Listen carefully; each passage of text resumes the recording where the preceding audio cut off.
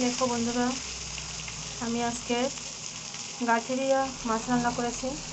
প্রথমে গাঠিটা সেদ্ধ করে একটু তেলে ভেজে নিচ্ছি, কালো জিরা ফোড়ন দিয়েছি। তো এখন এর ভিতরে একটু হালকা জল দিয়ে দেবো। দেখো এই জল দিয়ে দিচ্ছি, ফুটে উঠলে মাছটা দিয়ে দেবো। দেখো ফুটে উঠছে, আমি এখন মাছটা দিয়ে দিচ্ছি। একটু ভালোভাবে ঝোলটা একটু টেনে গেলে উঠিয়ে ফেলবো, নামিয়ে নেব। এখন ভালোভাবে সেদ্ধ হয়ে নিলে উঠিয়ে নেব।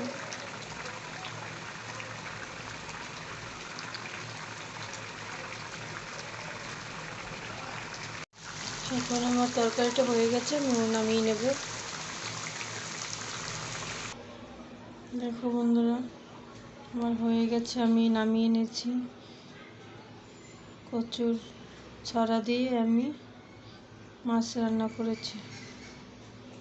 দেখুন, আপনারাও বাড়িতে এভাবে করে খেতে পারেন, ভালো লাগবে।